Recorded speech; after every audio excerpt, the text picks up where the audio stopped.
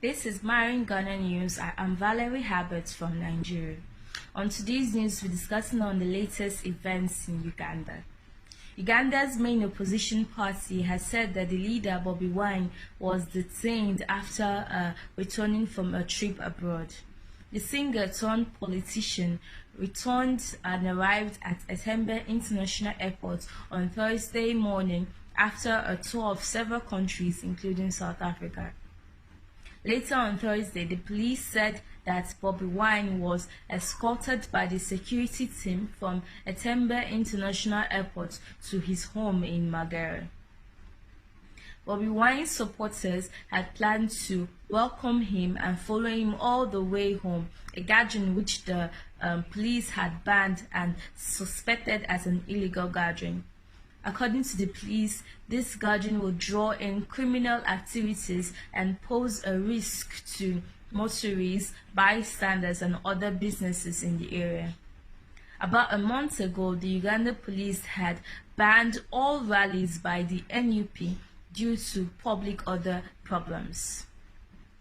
On Wednesday, the Uganda police also announced the suspension until further notice of all nationwide campaign by the main opposition party led by Bobi Wine due to public order issues.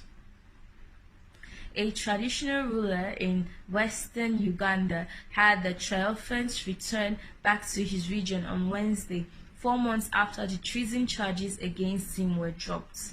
King Charles Wesley Mumbere of the Rwenzururu kingdom was welcomed back to his kingdom of Kasese with a triumphant and joyful people. His persecutors had earlier dropped all charges against him, including the treason, murder, and terrorism charges, after a deadly clash between the Ugandan army and his palace staff in 27th and 26th of November 2016 that killed about 150 people.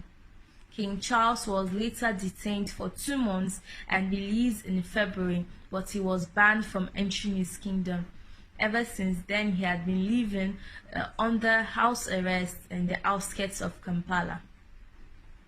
The Rwenzururu kingdom is a traditional monarchy near the Rwenzururu mountains, straddling near the borders with Uganda and the Republic of Congo, which members are of the Bakonzo ethnic group.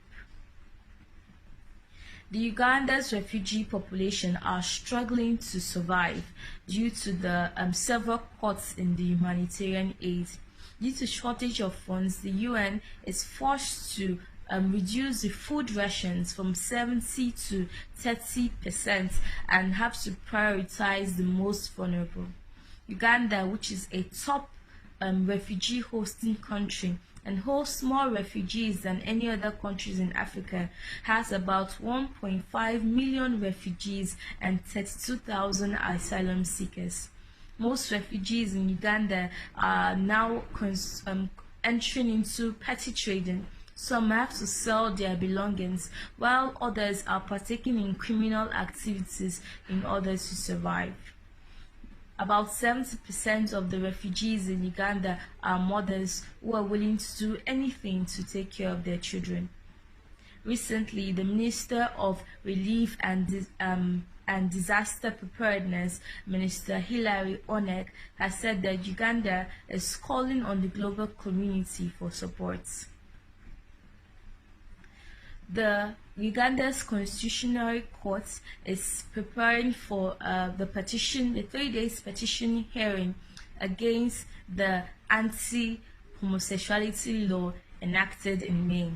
This law has severe penalties, including the death penalty on aggravated homosexuality, which includes sexual acts with children or vulnerable adults.